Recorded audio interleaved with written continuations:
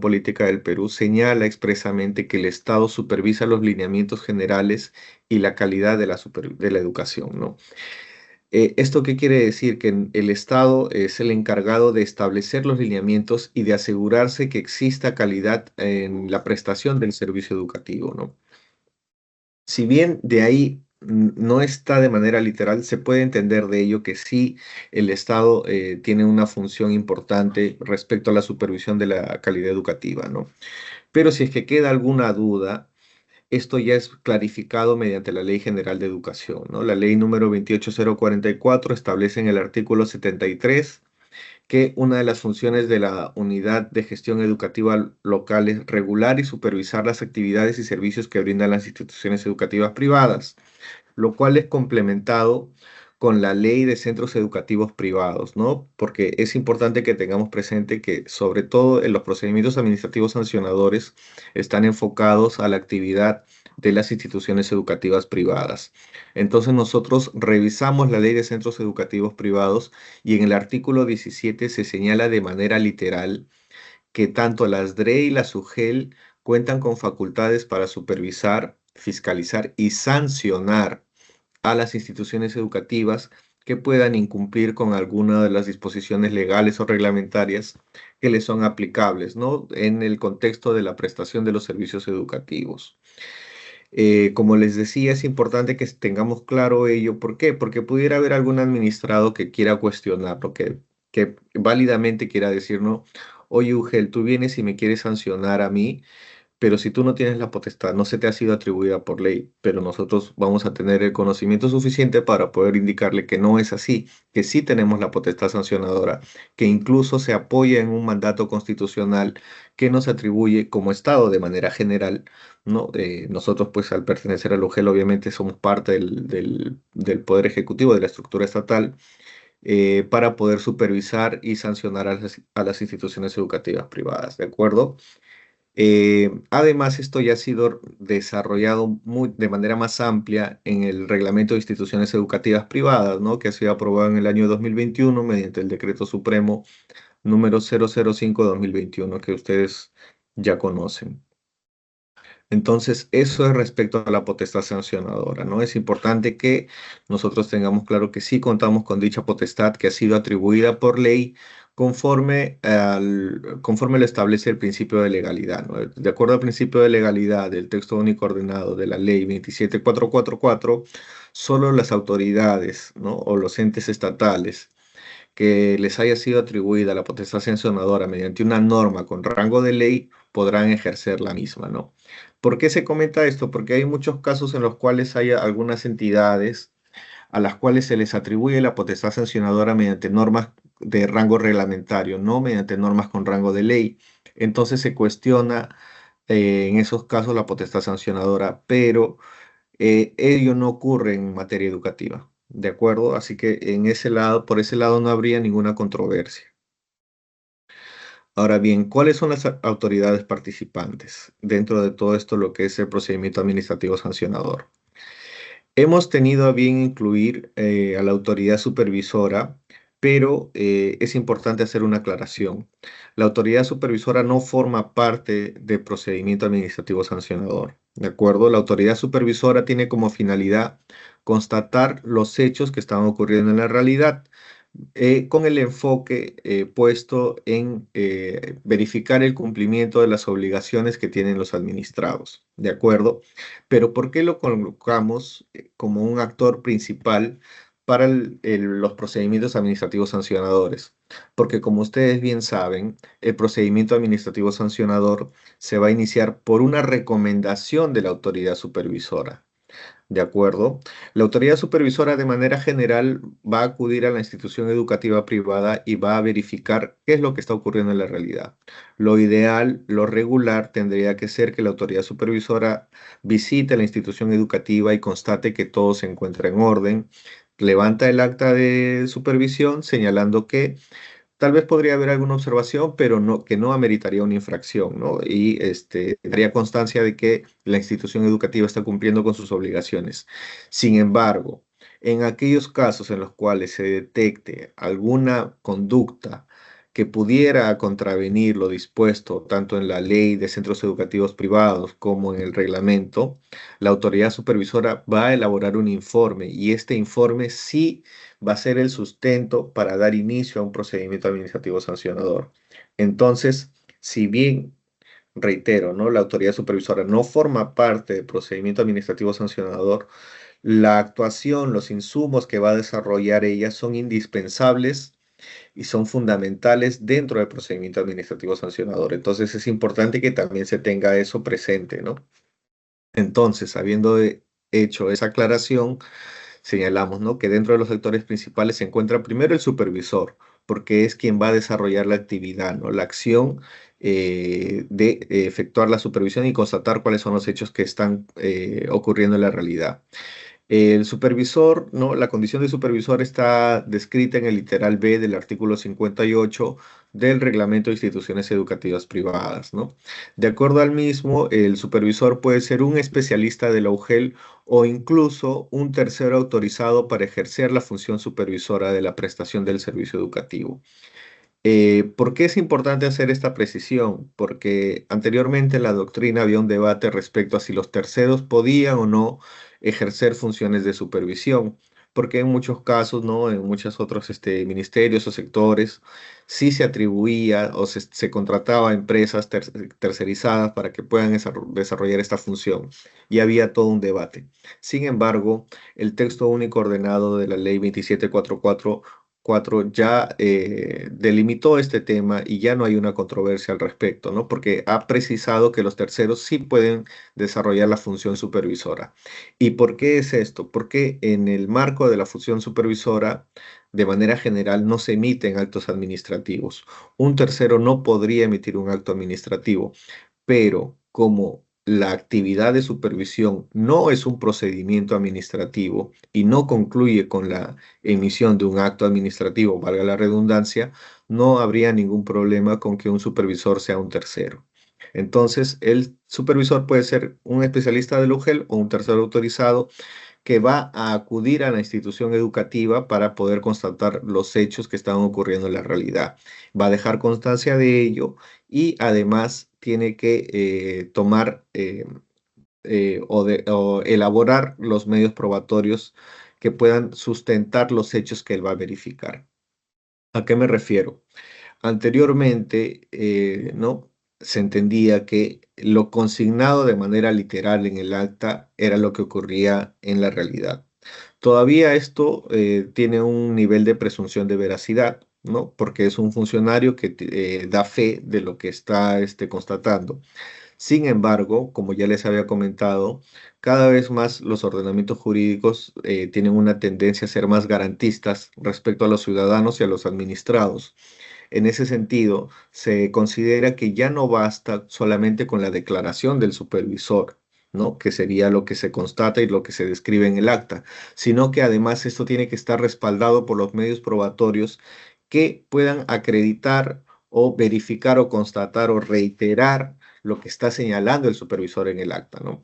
Por ejemplo, si el supervisor tiene como datos de la institución educativa que está funcionando en el domicilio autorizado ubicado en la avenida X, y cuando va, verifica que la institución educativa no se encuentra en el domicilio X, puede grabar un video con su celular, obviamente, o puede tomar registros fotográficos del mismo y acreditar, ¿no?, que efectivamente la institución educativa no estaría brindando el servicio donde se le habría autorizado originalmente, ¿no?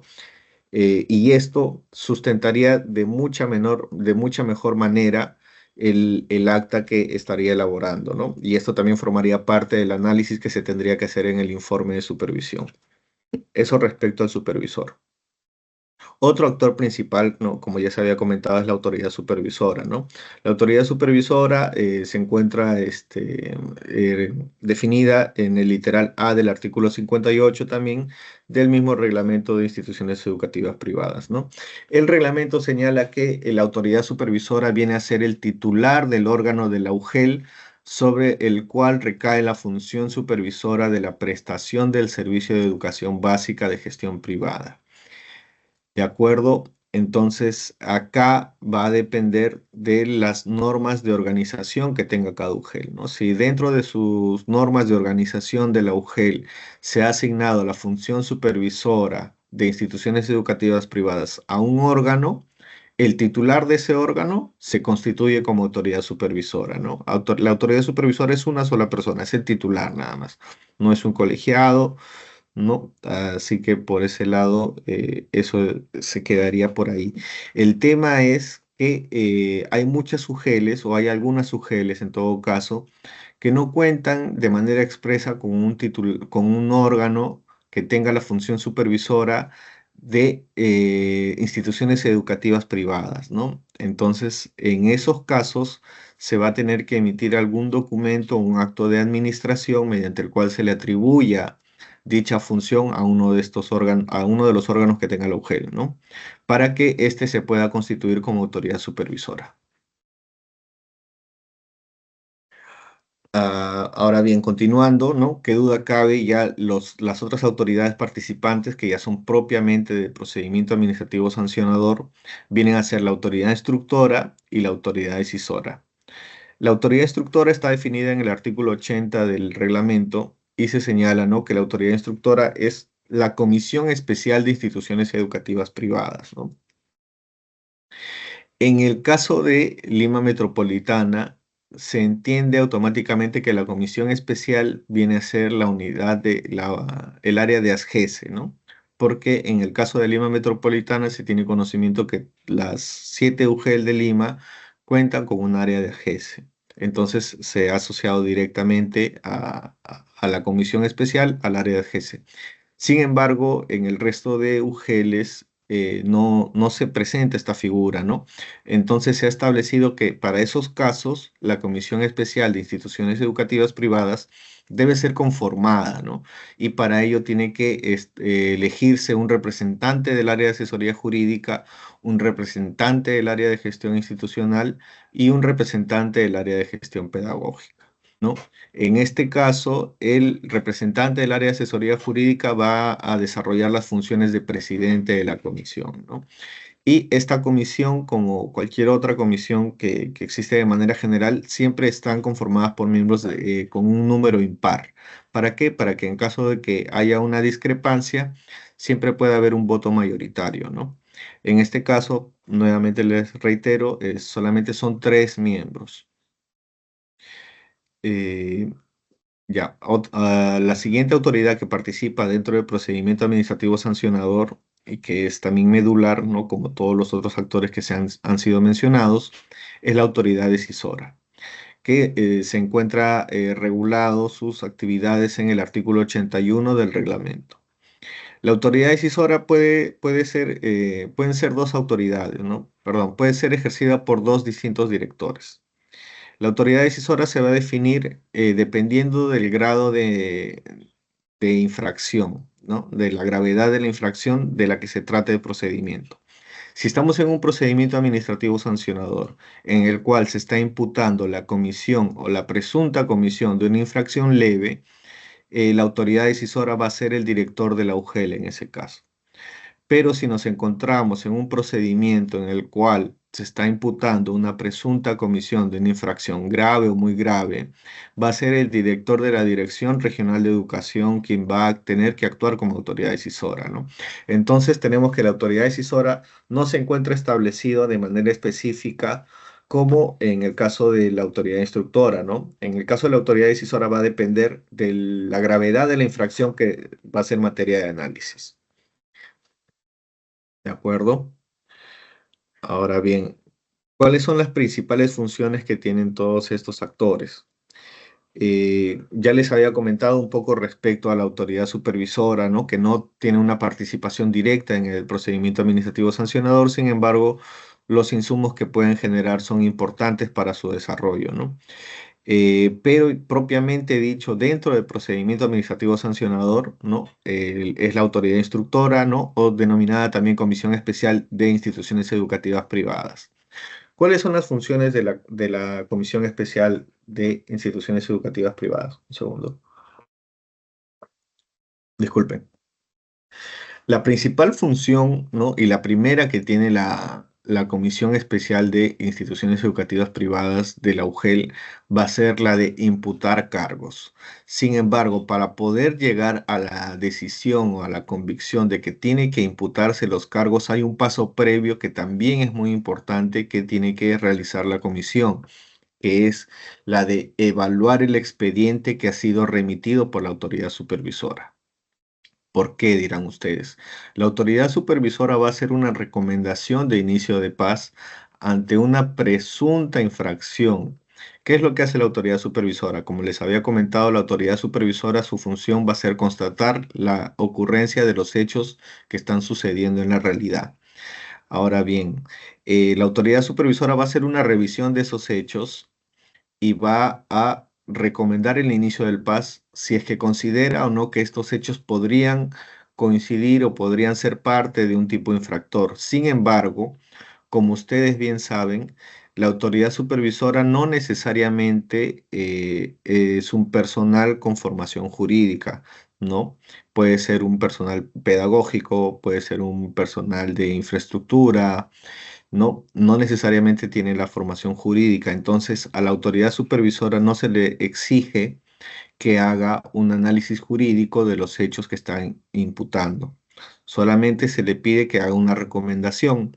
Entonces, es necesaria que la Comisión Especial de Instituciones Educativas Privadas sí realice esta evaluación jurídica.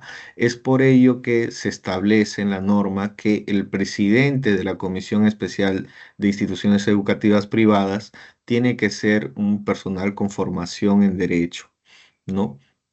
Porque este es un análisis que se hace de manera jurídica, ¿no? Un análisis jurídico, se tiene que verificar si existen elementos para iniciar un procedimiento administrativo sancionador. ¿Por qué se tiene que hacer esta evaluación?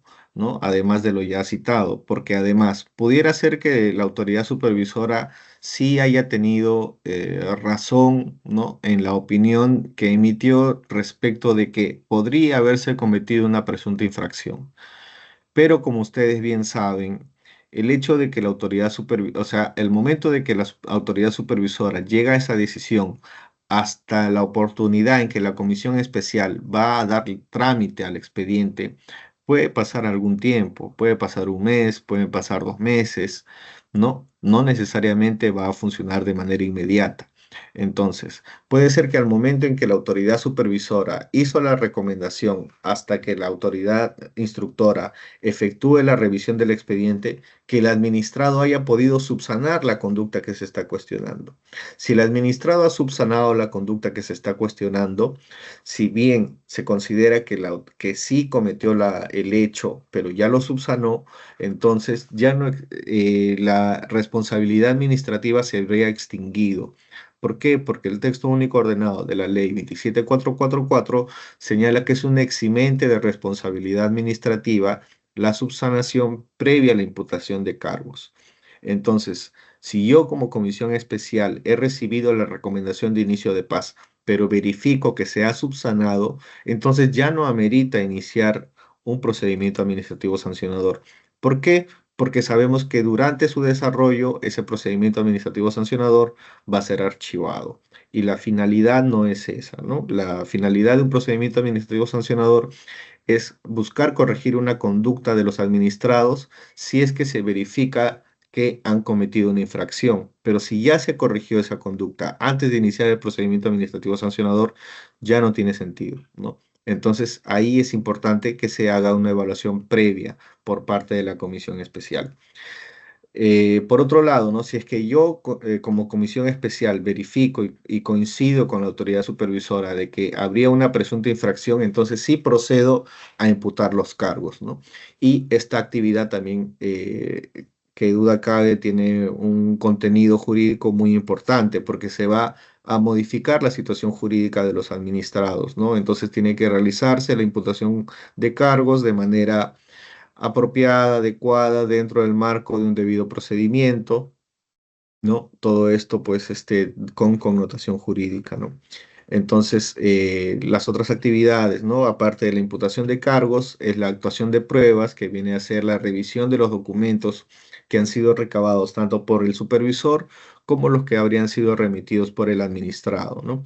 La comisión especial también tiene la potestad, la posibilidad de dictar medidas cautelares, tiene que analizar la presunta comisión de infracciones, tiene el deber de emitir el informe final de instrucción y también realiza las notificaciones.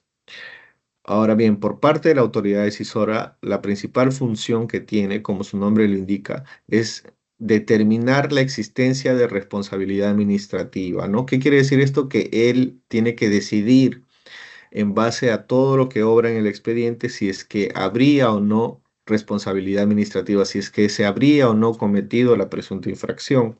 Tiene que imponer sanciones, tiene que dictar medidas correctivas y cautelares y resolver los recursos de reconsideración que se puedan interponer en contra de las resoluciones que se hayan emitido, ¿no?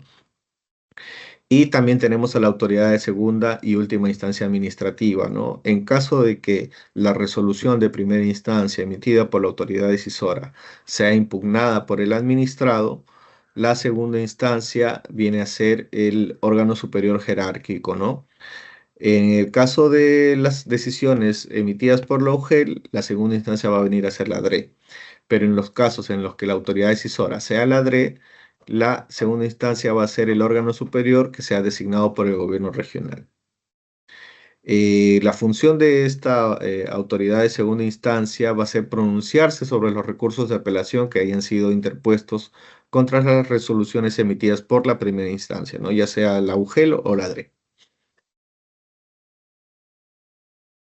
Bien, ahora vamos a ver el flujo del procedimiento administrativo sancionador propiamente dicho, ¿no?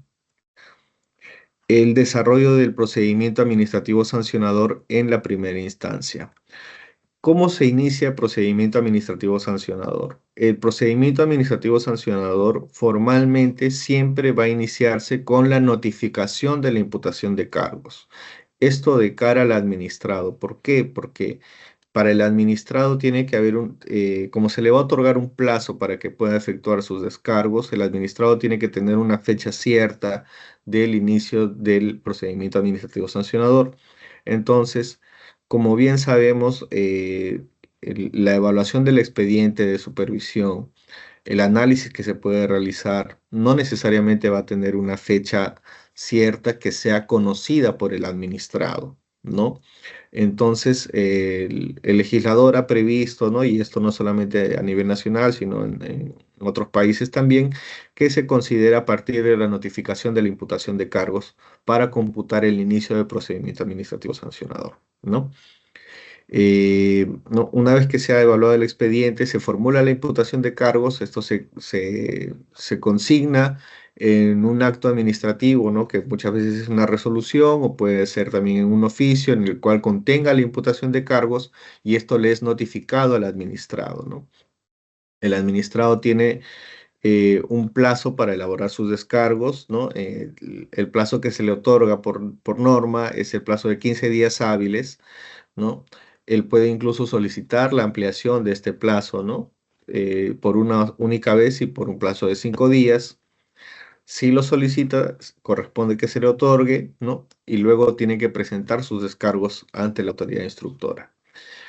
¿Cuál es el siguiente paso? La autoridad instructora tiene el deber de analizar los descargos que han sido presentados por el administrado, ¿no? Y tiene que evaluar tanto los descargos que ha presentado el administrado como toda la documentación que ha sido remitida por la autoridad supervisora.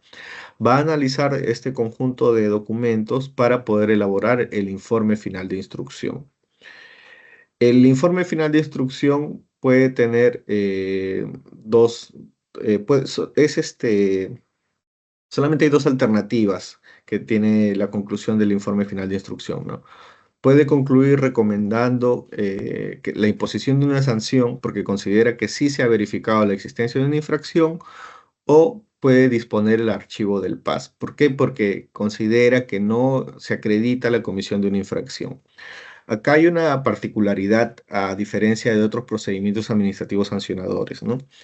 En los casos en los cuales la autoridad instructora considera que al momento de elaborar el informe final de instrucción, que no se ha verificado la comisión de la infracción, el informe final de instrucción cambia y deja de ser un acto de administración no, deja de ser un acto administrativo y de procedimiento y se constituye en un acto administrativo final. En este caso, la norma ha señalado que cuando se ha determinado que no existen elementos para confirmar la existencia de la infracción, el informe final de instrucción vendría a ser la resolución que concluye el procedimiento con un archivo, ¿no? Es una figura particular, peculiar, que solamente se aplica acá en el sector educación, que tiene la finalidad de agilizar el procedimiento, ¿no? Si ya la autoridad instructora está decidiendo o considera, mejor dicho, que no habría infracción, ya no sería necesario remitirlo todavía hasta la autoridad decisora, ¿no? Ya la propia autoridad instructora, al emitir el informe final de instrucción señalando que no hay elementos que verifiquen la comisión de la infracción, automáticamente se concluye el procedimiento administrativo sancionador, ¿no? Ya no recomienda el archivo del PAS, sino decide el archivo del PAS. Se notifica al administrado y se notifica a la autoridad decisora únicamente con fines informativos, ¿no? Eso sería el flujo de procedimiento si es que la autoridad instructora determinase que no existen elementos que acreditasen la comisión de la infracción. Sin embargo, si la autoridad instructora advierte que sí existen elementos que corroborarían la comisión de la infracción, debe recomendar la imposición de la sanción y debe recomendar una posible sanción, ¿no? O sea, si es que va a ser una multa, tiene que señalar cuál sería la multa a imponer, o si va a ser una sanción,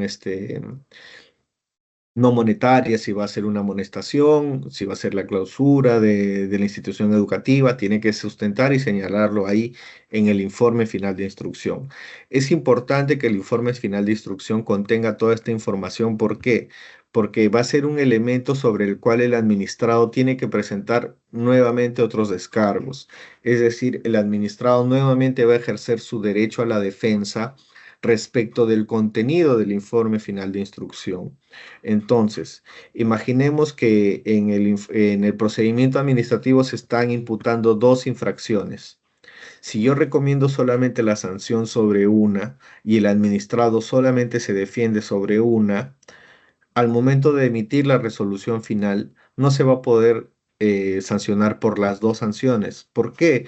Porque el administrado no tenía conocimiento de cuál era la posible sanción que se le iba a imponer por la segunda multa. Entonces no tuvo la oportunidad de defenderse. Y de acuerdo a la doctrina, se entendería que se estaría vulnerando su derecho al debido procedimiento administrativo. Entonces es importante que el informe final de instrucción se encuentre debidamente detallado y consignando todos estos aspectos, ¿no? Se tiene que señalar cuál es la presunta infracción que habría incurrido, cuáles son los hechos que acreditarían la comisión de esa presunta infracción, ¿no? Los medios probatorios y cuál sería la consecuencia. Si se le va a imponer una sanción, qué tipo de sanción va a ser y el cálculo de la multa. ¿Por qué? Porque el cálculo también es un aspecto que puede ser cuestionado por el administrado en el legítimo ejercicio de su derecho a la defensa.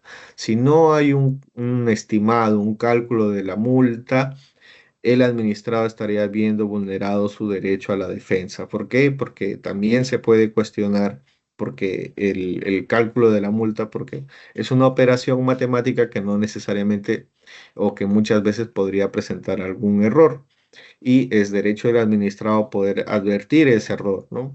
De repente incluso puede ser un error solamente tipográfico y el administrado en todo su derecho va a tener la posibilidad de poder ejercer su defensa sobre ese error.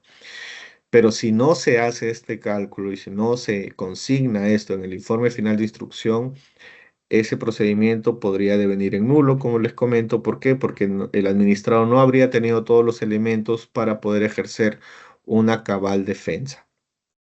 Ahora bien, el plazo que tiene el administrado para poder efectuar sus descargos al informe final de instrucción, no conocido también como IFI, es de 5 días hábiles, ¿no? Y en este caso, este plazo sí es improrrogable. Una vez que el administrado presenta sus descargos, la autoridad instructora va a remitir tanto el informe final de instrucción con los descargos, con todo el expediente, ¿no? Propiamente dicho, a la autoridad decisora para que ella pueda emitir la resolución determinando si es que existe o no responsabilidad administrativa, ¿no? El hecho de que la autoridad instructora recomiende la imposición de una sanción no quiere decir que obligatoriamente la autoridad decisora tenga que coincidir con ellos y imponer la sanción correspondiente. La autoridad decisora puede, como su nombre lo indica, decidir si es que existe o no responsabilidad administrativa. Si bien la autoridad instructora puede tener un juicio de valor, de repente la autoridad decisora no coincide con ese juicio de valor y eso está muy bien. No hay ningún problema, no tiene ninguna afectación de nulidad, ¿no? Pero el único supuesto en el que bueno, ya la norma no ha previsto esta posibilidad, ¿no? Que el informe, que la autoridad instructora señale que no hay infracción y que la autoridad decisora señale que sí. ¿Por qué? Porque si ya la autoridad instructora ha señalado que no hay infracción, la autoridad decisora ya no ve el procedimiento, ¿no? Pero si la autoridad instructora señala que sí hay infracción, la autoridad decisora aún así puede señalar que sí o que no, ¿no? Puede determinar si es que sí existiría responsabilidad administrativa o si considera que no, también podría consignarlo, ¿no? En caso de que señale que no existe responsabilidad administrativa, debe proceder con el archivo del PAS, ¿no? Ya no hay ningún pronunciamiento mayor, debe señalar únicamente por qué se considera que no existiría responsabilidad administrativa y listo, ¿no? Procede a notificar la resolución final. Sin embargo, si se determina que sí existe responsabilidad administrativa, debe determinar cuál va a ser la sanción a imponer, debe hacer el cálculo nuevamente y debe precisar todo ello en la resolución, ¿no? Además, tiene que indicar si va a ser pertinente o no el dictado de medidas correctivas que puedan proteger los derechos de los terceros que puedan verse afectados, ¿no? Y con esta decisión va a concluir la primera instancia, ¿no? Asimismo, es importante tener presente que es un derecho del administrado solicitar un informe oral, ¿no? Hacer uso de la palabra, el cual tiene que ser concedido, ¿no? Siempre que se solicite en la etapa de la decisión, cuando el expediente ya se encuentra en poder de la autoridad decisora. Eso sería todo respecto a la primera instancia. Ahora bien, en caso de que el administrado no se encuentre de acuerdo con la decisión que ha sido emitida por la primera instancia, puede impugnar la resolución final, ¿no? Este plazo, el que tiene el administrado para cuestionar la resolución de primera instancia, es un plazo de 15 días hábiles, ¿no? Si es que presenta la impugnación, la autoridad decisora tiene que remitir este recurso de impugnación a la autoridad de segunda instancia, ¿no? ¿Por qué? Porque la autoridad de segunda instancia va a ser quien resuelva este recurso de impugnación. Una vez que remite el expediente a la autoridad de segunda instancia, la autoridad de segunda instancia tiene que evaluar el recurso de impugnación, verificar todos los argumentos que está señalando el administrado y determinar si la impugnación es fundada o infundada. Si es fundada, señala, bueno, en ambos casos tienen que emitir la resolución declarando, ¿no? Si es que los argumentos habrían sido pertinentes, si corresponde declarar fundado el recurso o si es que considera que no y ratifica la decisión de primera instancia. Y en ambos casos se tiene que notificar al administrado, ¿no? En el sector educativo solamente existen dos instancias administrativas, siendo que la resolución de la segunda instancia concluye con todo el procedimiento administrativo, ¿no? Siendo ya un derecho del administrado que pueda recurrir esta decisión en la vía judicial, pero esto ya no es parte de nuestras funciones, ya a nosotros no nos atañe, sin embargo es importante que tengamos presente ello, ¿no? Siempre va a poder ir en la vía del contencioso administrativo para cuestionar la decisión que se ha tomado en segunda instancia.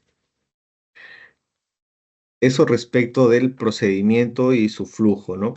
Otro aspecto importante que es necesario que podamos conversar el día de hoy es los efectos que tiene el tiempo, ¿no? En el PAS, ¿no? Los efectos que tiene el paso del tiempo en el PAS.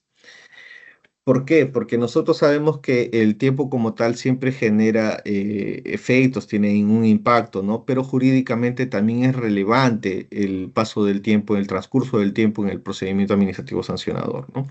Para ello el legislador ha previsto dos figuras, ¿no? La primera, sobre la cual vamos a conversar, que es la más reciente, además, es el plazo de caducidad. Anteriormente no se tenía previsto un plazo de caducidad para los procedimientos administrativos sancionadores. No se vio por conveniente, ¿no? Y eso no fue hasta hace mucho, bueno, ya algunos años, ¿no? Hasta el 2014 aproximadamente, no había 2013, no había plazos de caducidad. ¿Y qué tenía esto como consecuencia? Que teníamos procedimientos administrativos que en primera instancia podían durar hasta 5 años sin una decisión de la autoridad administrativa. ¿Y esto cómo afectaba a los administrados? Esto afectaba e impactaba directamente a los administrados porque les generaba inseguridad jurídica. ¿Qué quiere decir esto? Que el administrado, por ejemplo, ¿no? Si estamos, tal vez no en el sector educación, ¿no? En otro ámbito del mercado, ¿no? Si yo soy un productor, un comerciante, yo no podría tener la certeza de si me conviene o no continuar con las inversiones que vengo desarrollando en mi negocio, si es que no sé si finalmente la autoridad me va a sancionar y qué tipo de sanción me va a poner, si me va a poner una multa, me va a poner un cierre del negocio. Entonces eso a mí me afecta directamente para las decisiones que yo pueda tomar, ¿no? Y también, además, es el hecho de esta zozobra permanente de estar dentro de un procedimiento sancionador que pueda señalar o considerar que he incumplido o no una norma y que se me pueda afectar mi situación jurídica, ¿no? Toda esta inseguridad ha sido prevista por el legislador, por lo que ha tenido por conveniente incorporar la figura de la caducidad del procedimiento administrativo sancionador, ¿no? Que como les comento, sí ha sido muy necesaria, ¿no? Se estableció entonces que los procedimientos sancionadores en el ordenamiento jurídico nacional tienen un plazo máximo de 9 meses de duración. Excepcionalmente, estos pueden ampliarse por 3 meses más, pero esto es de manera excepcional. Les comento que ya a nivel de incluso del Tribunal Constitucional se ha señalado que estas ampliaciones que muchas veces se han venido realizando, ¿no? Como que de manera automática, invocando la carga laboral, que nosotros sabemos que sí existe, ¿no? Que no es ninguna excusa, no es ningún invento, existe, tenemos una carga procesal, ¿no? Laboral importante, pero para el Tribunal Constitucional esto no puede ser una justificante. ¿Por qué? Porque se supone que la ampliación es excepcional, pero la carga laboral es una situación regular. No tendría que haber algún elemento adicional para que se pueda considerar pertinente la ampliación de 3 meses más. Entonces, acá la recomendación es que esta figura de la ampliación se utilice muy, muy poco o de preferencia no utilizarse, ¿no?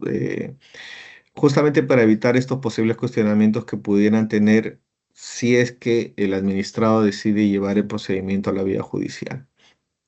¿De acuerdo? Lo ideal siempre va a ser que se pueda resolver dentro de los 9 meses. La caducidad, además, es importante que tengamos presente que debe ser declarada de oficio. ¿Qué quiere decir esto, no? Solo para que quede claro, porque sabemos pues que ustedes también lo tienen presente.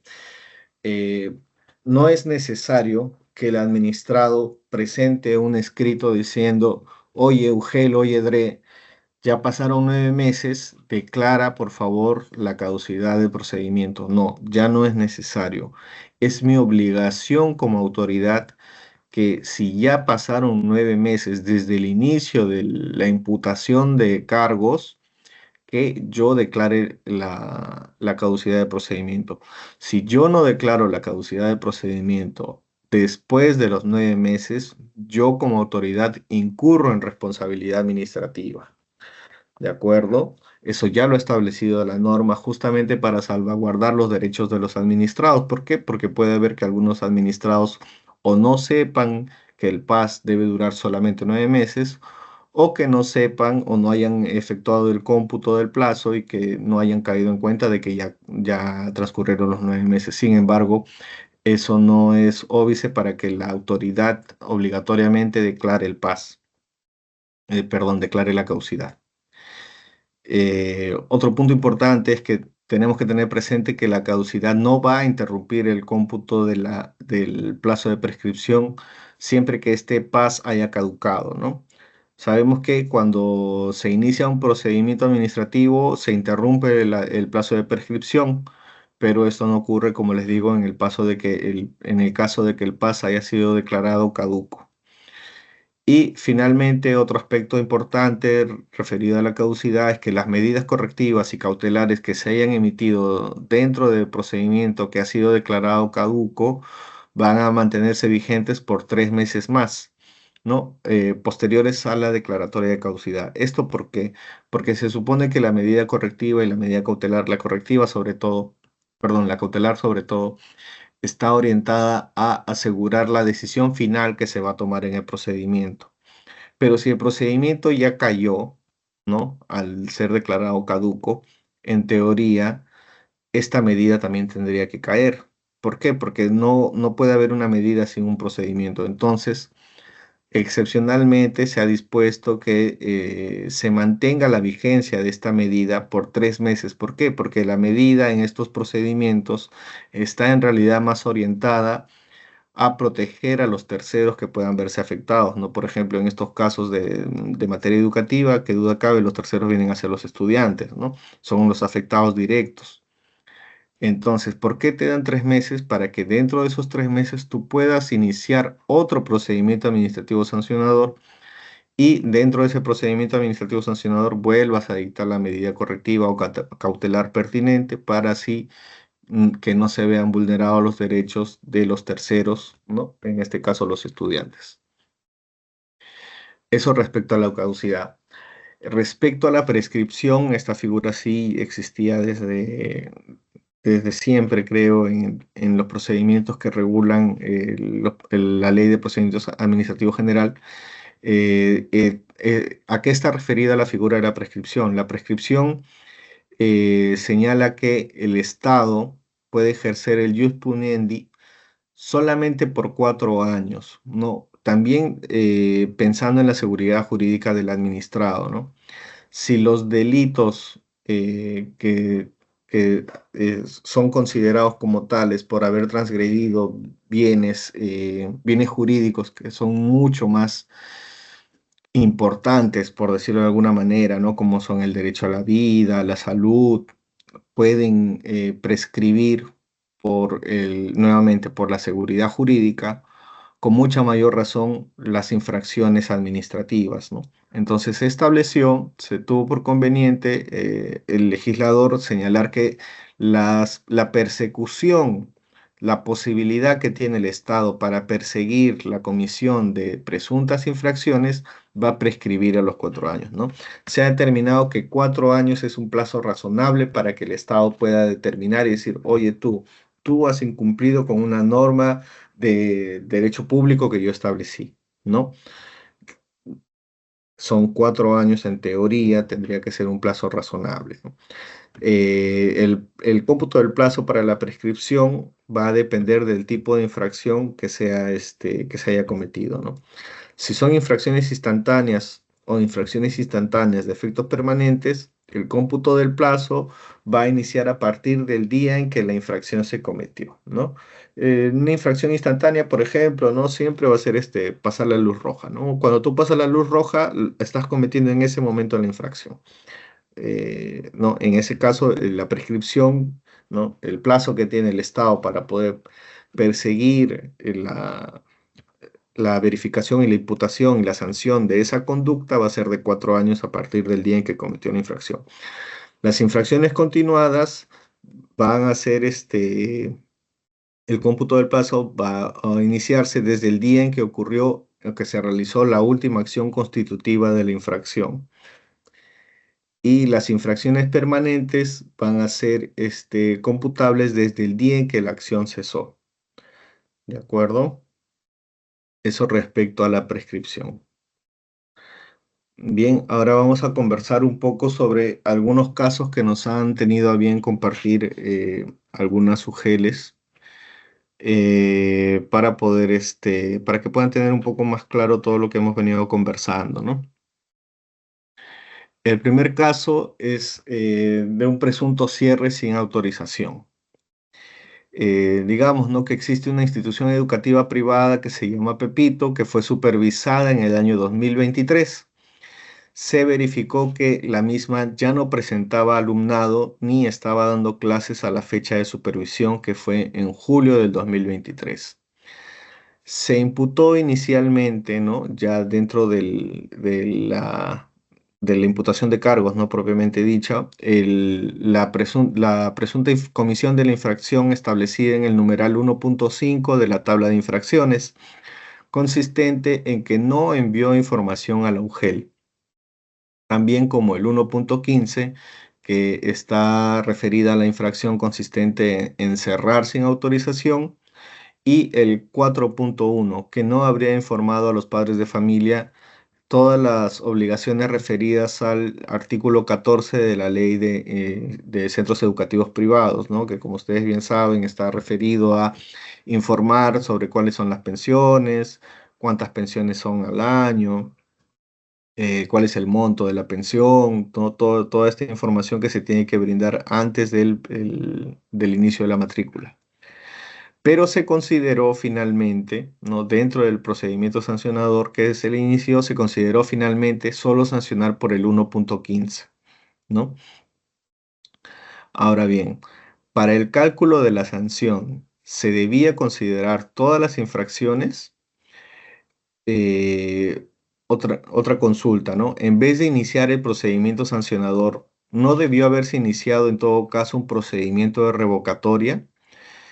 Y otra consulta, si se puede imponer en ese caso una medida correctiva. Me gustaría escucharlos, tal vez para que no se haga tan unilateral la exposición. No sé si alguno quiere participar, por favor. Buenos días. Creo que debió realizarse el proceso de revocatoria, ¿no? Asimismo, no imputarse las otras infracciones del 4.1, ¿no? Respecto a no enviar la información porque creo ya no tenía usuarios en el 2023 cuando se llevó a cabo la supervisión. De acuerdo, muchas gracias. No sé si alguien más quiere comentar o opinar al respecto. Buenos días. De Buenos UGEL días. Ferreira, Ahora Departamento sí. de la Justicia. En este caso puntual, para poder iniciar una revocatoria con el convencimiento de las evidencias que se presentaron, como por ejemplo no haber presentado la información, no haber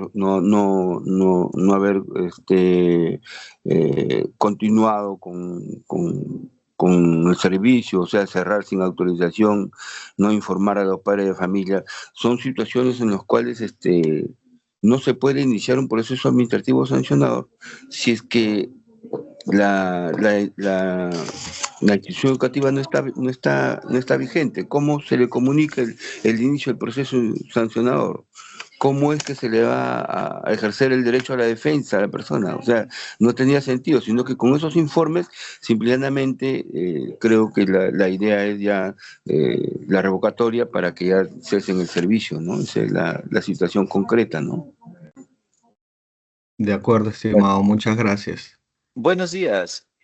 Mire, bueno, aquí en Cajamarca, la UGEL Cajamarca específicamente, respecto a este tipo de casuísticas, lo que se ha hecho es aplicar el 1.15, ¿no? Cuando se han encontrado este tipo de casos.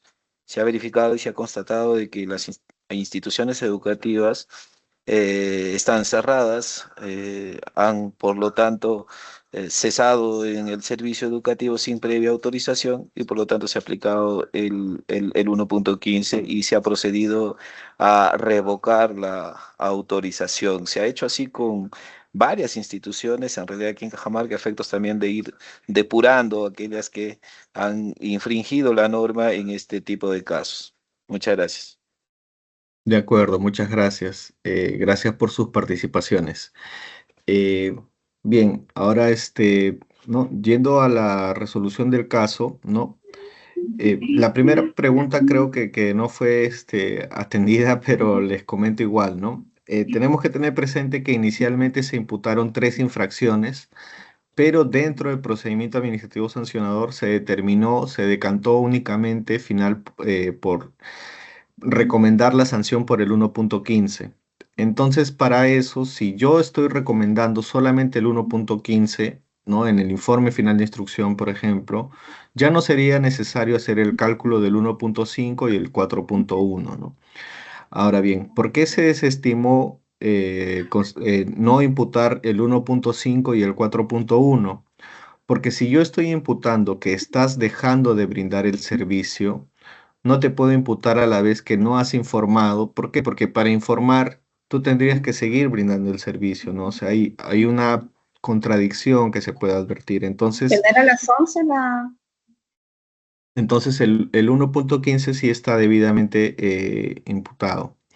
Y ya no sería necesario en ese caso, como les decía, hacer el cálculo del 1.5 y el 4.1. Ahora bien, respecto del PAS o la revocatoria, debemos tener presente que estos dos procedimientos no se contraponen, no son opuestos. Podrían incluso desarrollarse en paralelo, no hay ningún problema, ¿no? ¿Por qué? Porque el procedimiento administrativo sancionador, como les había comentado, tiene como finalidad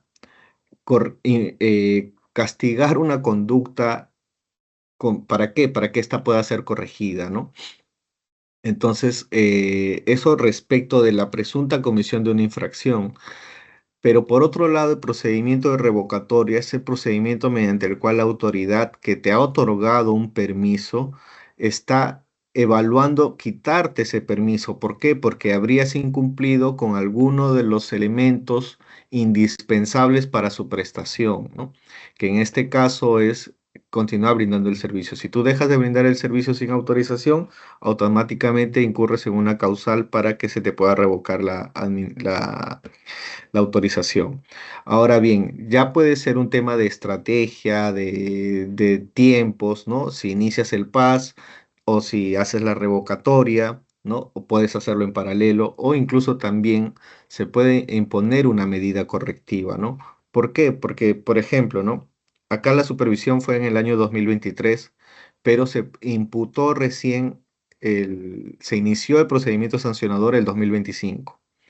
Estamos hablando de un año en el que pudo haberse afectado a la comunidad educativa, ¿no? Imaginemos que a pesar de que no estaban brindando servicio, algún alumno se pudo matricular o pudieron tal vez aprovecharse y con engaños consignar que algunos alumnos puedan estar ahí matriculados, ¿no? Entonces, para evitar esto, también se pudo emitir una medida correctiva fuera del procedimiento, ¿no? Tenemos que tener presente que la supervisión, ¿no? La autoridad supervisora también puede imponer medidas correctivas. Hubo un comentario que me pareció muy importante traerlo a la mesa también, ¿no? Se señaló que al estar cerrado ya no se le podría iniciar el PAS. Tenemos que tener presente que las instituciones educativas tienen tienen personería jurídica, perdón. Entonces, al tener personería jurídica y al estar registrados, nosotros sí podemos notificarles, ¿no? Iniciar un procedimiento. ¿Por qué? Porque formalmente la persona jurídica todavía existe. Entonces, sí se les puede iniciar el PAS y bajo la misma lógica también se les puede seguir un procedimiento de revocatoria, ¿no? Porque si asumimos que la persona jurídica ya no existe, ya no podríamos emitir nada en realidad, ¿no? y podría considerarse que se quede en una situación como que en un limbo, ¿no? Que en la realidad muchas veces pasa, pero justamente tenemos que ver qué herramientas o qué alternativas tenemos para evitar esta situación, ¿no? Que pueda terminar perjudicando a los alumnos, ¿no? Sobre todo a los exalumnos, ¿no? Como muchas veces sabemos, hay mucha problemática que se presenta para la obtención de los certificados de estudios, porque los colegios figuran como activos, pero en la realidad sabemos que ya no están brindando el servicio educativo, ¿no? Eso respecto a este primer caso. Ahora, otro caso acá para comentarlo, ¿no? En otro cierre sin autorización, ¿no? Que es el más frecuente que hemos tenido. En el año 2023 se supervisó a la institución educativa privada Angelita, verificándose que no cumplió con remitir la información a los padres de familia, ¿no? Lo que vendría a ser la infracción establecida en el numeral 4.1 de la tabla de infracciones. El personal de la institución educativa informó que se encontraba en trámite la nueva promotoría, ya que el anterior promotor había fallecido en el año 2017. En el año 2023 se reconoció al nuevo promotor. Entonces, la institución educativa privada tiene una personería jurídica. ¿Es válido iniciar el PAS por conductas que no fueron realizadas por el nuevo promotor? Quisiera escucharlos, por favor. Aprovecho para comentarles que no se olviden de registrar su asistencia, por favor, en los enlaces que han sido compartidos en el chat mientras van pensando su intervención, su participación. La institución educativa sí tiene personería jurídica, ¿no? Entonces, si se está notificando a la institución, esto sí está debidamente notificado. Ahora, respecto a los promotores, lo ideal sería también haberle notificado al nuevo promotor, ¿no? Es lo ideal, pero claro, a veces por los tiempos, en la práctica, a veces es complicado, ¿no? Esto, porque los tiempos, por el proceso de notificación y todo, pero sí, la institución sí tendría personería jurídica. ¿Alguien más quiere comentar? Sí, sí, concuerdo también que el colegio tiene personalidad jurídica, eso es en atención a la, si no me recuerdo, la Ley General de Educación o su reglamento. A partir de esa fecha los colegios que fueron autorizados para adelante tendrían personería jurídica, ¿no? Entonces, en este caso tendría que identificarse también cuándo fue la fecha de creación del colegio, ¿no? Y, bueno, recordemos que el inicio del PAS es a la institución educativa, ¿no? No se le inicia PAS al promotor.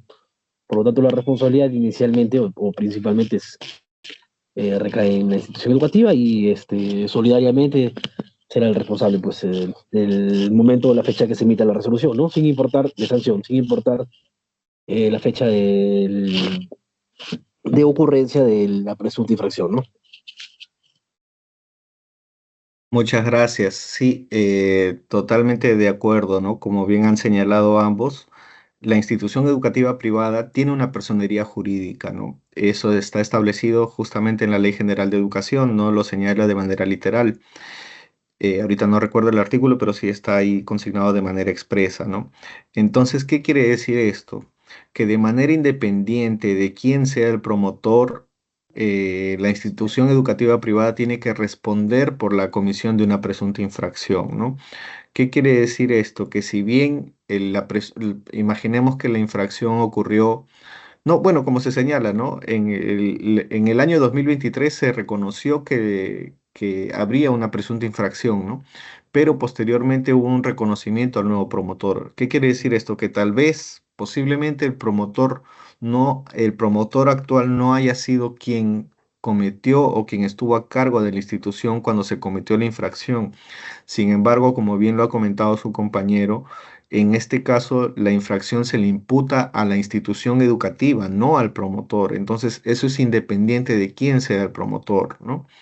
Y por lo tanto es válido el inicio del PAS, ¿no? ¿Por qué? Porque el PAS se le atribuye o se inicia contra la institución educativa privada.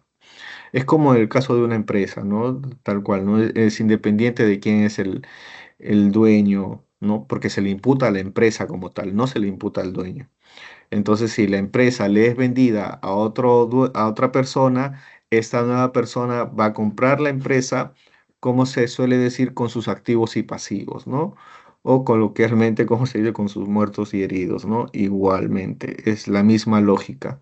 Acá se sigue el procedimiento contra la institución educativa, entonces es irrelevante quién era el promotor.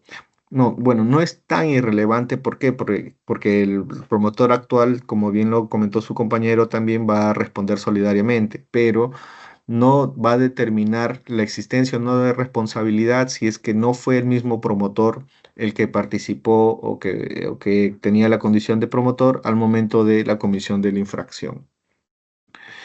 ¿De acuerdo? Y el siguiente caso, ¿no?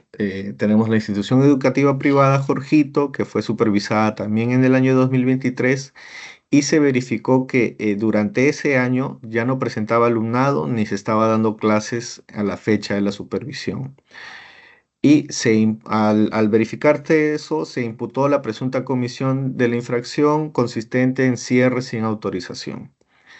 Ahora bien, en este caso, la hermana de la ex promotora indicó que ella, que su hermana, que era promotora, falleció en el año 2021. Entonces, ¿qué tuvieron a bien ellos hacer? Concluyeron con prestar el servicio educativo durante ese año y dejaron después el colegio sin mayor actividad. O sea, falleció la promotora, perdón, culminaron la prestación del servicio ese año y se cerró la institución educativa, ¿no? De facto, digámosle.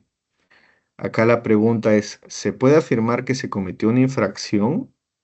¿Se debería sancionar por el cierre sin autorización? ¿Qué opinan ustedes? Por favor, no se olviden de registrar su asistencia. Somos 52 en la sala y solamente hay 30 registrados, por favor.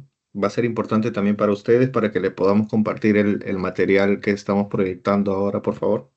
En este caso creo que también se iría bueno por la revocatoria, ¿no? Porque como ya no está prestando el servicio, y bueno, y más aún porque la promotora dejó de existir, ¿no? En este caso por una causa natural, ¿no? Que falleció. Eh, sería por ahí la revocatoria. Gracias. ¿Alguien más quiere comentar? ¿Quieren participar? Sí, de igual manera también pienso que no puede haber cometido una infracción dado que la responsable ha fallecido. En este caso, probablemente los familiares no podían realizar esa petición de cierre, así que no procedería. De acuerdo, ¿algún comentario discrepante? Tal vez alguien considera que sí se debió sancionar. Bueno, entonces acá es importante que tengamos en cuenta. Sí, adelante. Bueno, me pareció que querían intervenir. Acá es importante que tengamos presente que para poder determinar la comisión de una infracción, de una sanción, es importante que exista también un elemento, ¿no? Un elemento que es determinante, ¿no? Que es el elemento del conocimiento, ¿no? De la voluntad. En el caso de las infracciones no se habla tanto de dolo, sino de negligencia, ¿no? Una conducta negligente. Por ejemplo, ¿no? Yo como colegio tenía la obligación de informar que yo realizo el cobro de 12 pensiones, ¿no? Por decir algo, ¿no? Pero no informé, aún así sabiendo que tenía la obligación. Entonces eso es una conducta negligente porque yo no estoy cumpliendo con las obligaciones que me han sido establecidas. Una obligación para el cierre es solicitar justamente la autorización, ¿no? Sin embargo, acá estamos verificando que se dio un cierre de facto justamente por lo que comentaban sus compañeras, ¿no? Por un hecho natural, ¿no? Un hecho natural de la vida, ¿no? De los seres humanos, ¿no? Lamentablemente la gente pues no puede organizar el año en que o el momento en que va a ocurrir el deceso, ¿no? Simplemente uno fallece y ya. Entonces, no, acá no hay ningún elemento, no hay ninguna intención, no hay ninguna negligencia por el hecho natural que ocurrió, ¿no? El único supuesto en el cual se podría considerar que podría haber una presunta infracción es si su familia hubiera continuado brindando el servicio sin hacer el cambio de promotor, de, ¿no? Todo el procedimiento correspondiente, porque la autorización la tenía su hermana. Eso es el único supuesto en el que yo creo podría haber una infracción, ¿no? Sin embargo, al ser un hecho natural el fallecimiento y al no continuar con la prestación del servicio, somos pues de la opinión de que en este tipo de casos no tendría que iniciar un procedimiento administrativo sancionador, ¿no? Y como lo comentó también otra de sus compañeras, una alternativa podría ser no una alternativa, es necesario que en este caso sea un procedimiento de revocatoria, ¿no? ¿Para qué? Para regularizar su situación en el sistema, ¿no? Mientras tanto, se podría dictar una medida correctiva para inactivar los códigos de ese colegio mientras se resuelve la revocatoria, porque en algunos casos el procedimiento de revocatoria puede ser un poco extenso, ¿no? Puede tomar algún tiempo, algunos meses. Bueno, eso sería por mi parte, pues quedo atento y dispuesto a todas las preguntas que tengan a bien formular, si es que no las han formulado ya en el registro, ¿no? Ya, un caso, perdón, una pregunta. Un caso similar Sí. a este que falleció, ¿no? El antiguo promotor. Sin embargo, mediante una sucesión indivisa, han continuado y continúan el servicio, ¿no? Educativo. En este caso, creo que la persona falleció, el promotor, el anterior director y promotor, falleció más o menos en el 2019, y ellos hasta este año 2025 siguen brindando el servicio, ¿no? Ahora, en este caso sí seguiría el PAS, ¿no? Porque ya un familiar, en este caso representante de esa sucesión indivisa, está continuando con el servicio, ¿no? Si bien es cierto, tienen pocos estudiantes, pero siguen brindando el servicio. Y Pero en además ese, han incumplido en la 14.1, ¿no? Por eso es que se está iniciando un procedimiento administrativo sancionador. ¿Correspondería el procedimiento ahí? Ojo, si bien es cierto, ha muerto el promotor y director anterior, pero se continúa brindando el servicio y se ha incumplido en el envío de información a los usuarios de la 14.1. claro, ahí en ese caso, mi consulta es, esa sucesión está, judicializada, ¿verdad? Así es, sí, todavía pues cuando es individuo no se ponen de acuerdo, ¿no? Pero sí han presentado, bueno, tienen un representante legal quien está asumiendo ahí ahorita la dirección, ¿no? Bueno, en ese El que no caso, han pues, hecho cambio de director, nada, ¿no? O sea, claro, lo que pasa es que también ahí están en una situación indeterminada jurídicamente, ¿no? Pero ese es ya, por el tema judicial. Eh, Ahí sí se puede iniciar el procedimiento sancionador contra la personería jurídica, ¿no? Contra la institución educativa y ya, conforme el juzgado determine, irán asumiendo pues sus responsabilidades, ¿no?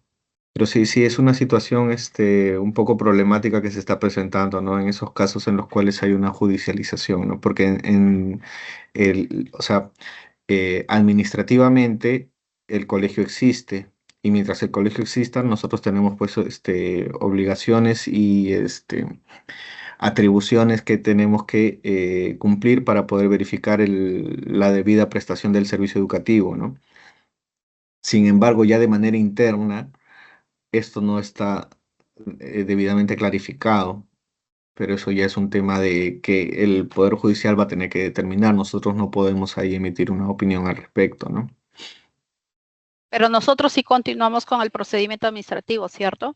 Claro, porque la personería jurídica se mantiene, o sea, existe, ¿no? El Claro, colegio la existe como institución tal. sí Ajá, existe, ajá, sí, sigue sí, brindando el servicio, ha incumplido en la 14.1 y bueno, siguen brindando servicio y tampoco han hecho cambio de director, ¿no?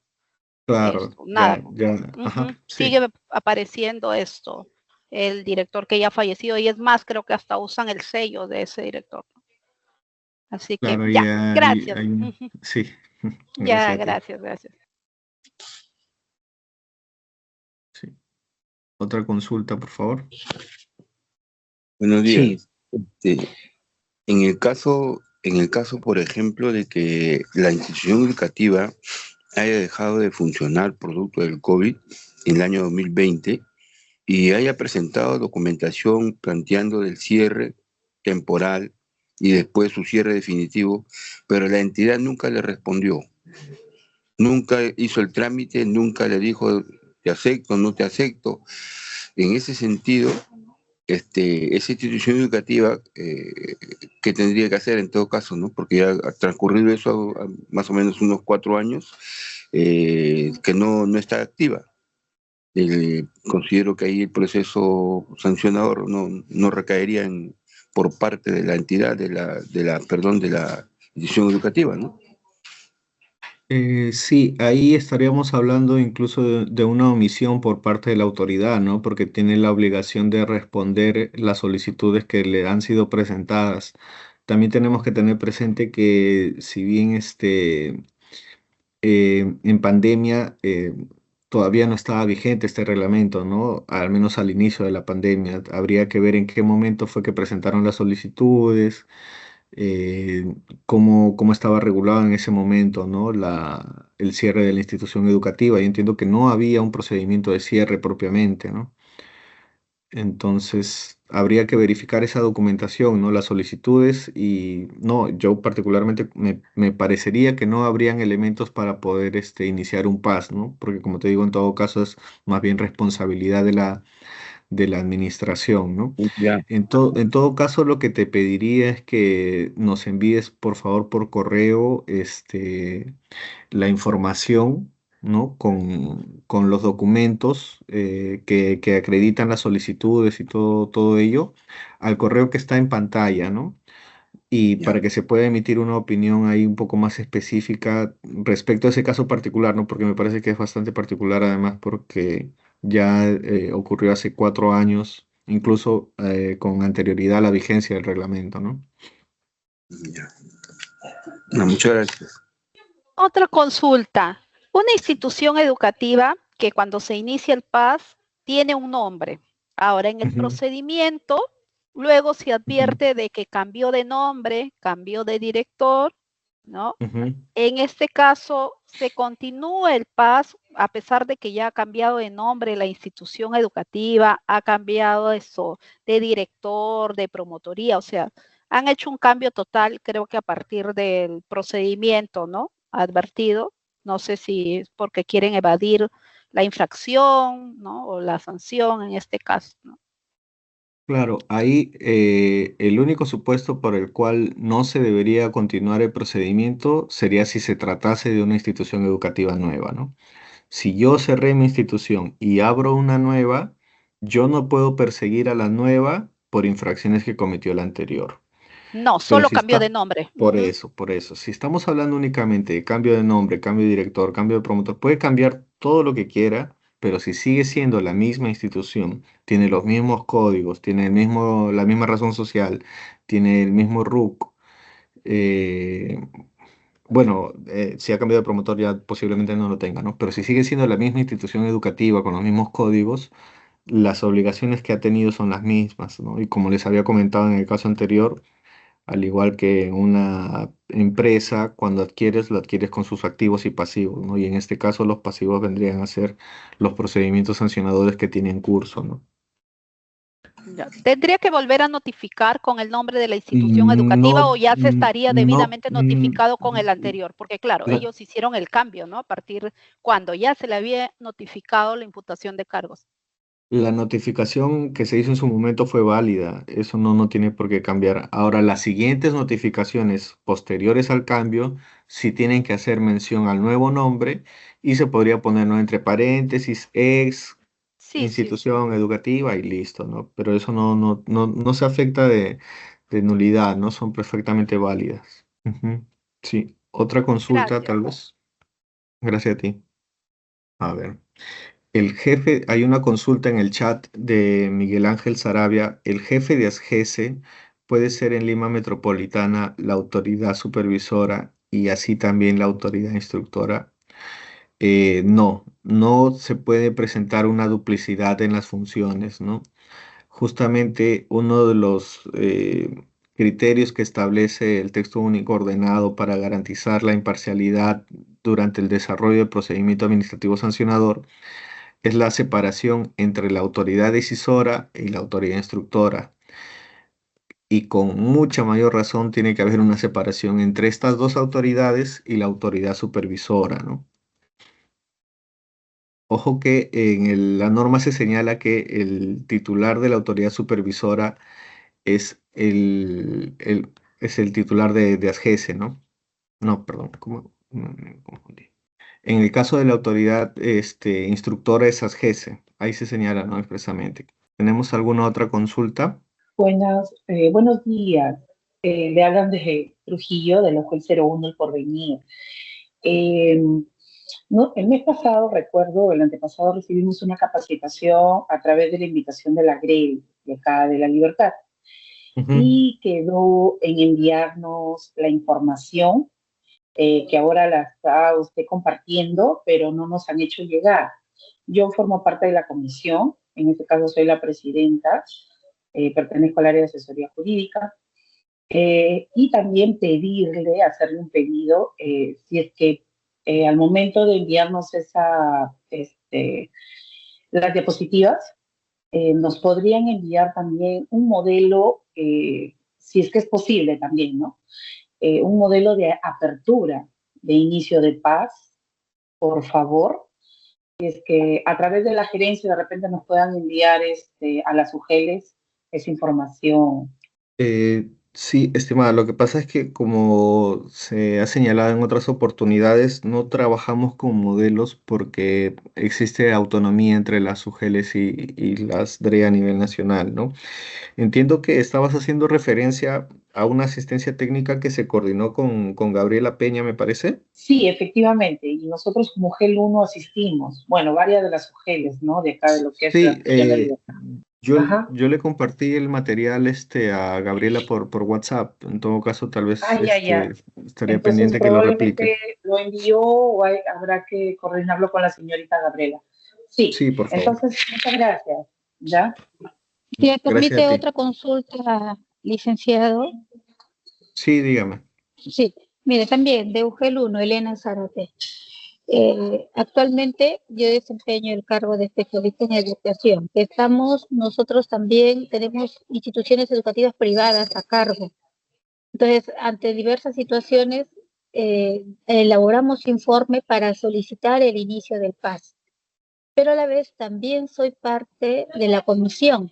Ya hace un momento usted acaba de mencionar que no podemos ser juez y parte. Entonces, sería dable de que entonces ya no tenga instituciones privadas a cargo para poder ejecutar las acciones dentro de la comisión de infracciones, o puedo continuar en ambas funciones. Una alternativa que puede hacerse es por ejemplo, ¿no? Si yo superviso el colegio X, yo no puedo formar parte de la instrucción de ese colegio. Una cosa así, ¿no? Para que no se afecte la imparcialidad. Lo ideal sería que sean distintas personas, ¿no? Pero también sabemos el tema de la disponibilidad del personal, ¿no? Si pasa por ahí, entonces una alternativa sería esa, ¿no? Y viceversa, ¿no? Si sé o tengo conocimiento de que quiero hacer una instrucción de un colegio determinado, yo no podría participar en la supervisión, ¿no? ¿Por qué? ¿Qué es lo que se busca, ¿no? Lo que se busca es garantizar que cada autoridad, al momento en que va a analizar un expediente, no se encuentre con una idea preformada, ¿no? Si yo he participado en la supervisión, yo ya tengo una idea de lo que habría ocurrido y me he formado una opinión, inevitablemente, ¿no? No estamos diciendo que tenga que haber algún tema irregular necesariamente, pero yo me he formado una opinión, somos personas, es inevitable que hagamos un juicio de valor. Entonces, lo que se busca es garantizar esa independencia, ¿no? Lo mismo con la autoridad instructora y la autoridad decisora. Por eso es que la autoridad instructora no emite la decisión, porque ellos son los que han imputado, ellos son los que han instruido el procedimiento. Se aplica el mismo razonamiento, ¿no? Entonces, lo ideal va a ser que en esos casos, ¿no? En los cuales tiene, por ejemplo, si me dice que tiene asignados de repente 20 colegios, que cuando se formule la instrucción de esos 20 colegios, que usted no participe, ¿no? Tal vez se puede inhibir o puede solicitar que su suplente participe en vez de usted, ¿no? Ahí hay algunas alternativas que se pueden manejar ahí, ¿no? ¿Tenemos alguna otra consulta? Por favor, no se olviden de registrarse, de registrar su asistencia para poder compartirles el material. Recién van 37 suscritos y somos 51 de los que estamos en la sala, por favor. Bueno, entiendo entonces que esa sería la última consulta. Por mi parte, les agradezco su participación activa, ¿no? Su disposición para poder estar presente durante todo el tiempo de la asistencia técnica. Muchas gracias y eso sería todo por nuestra parte. No se olviden, por favor, de registrarse. Muchas gracias. Ministerio de Educación. Ponle punche y ganamos todos, Perú. Gobierno del Perú.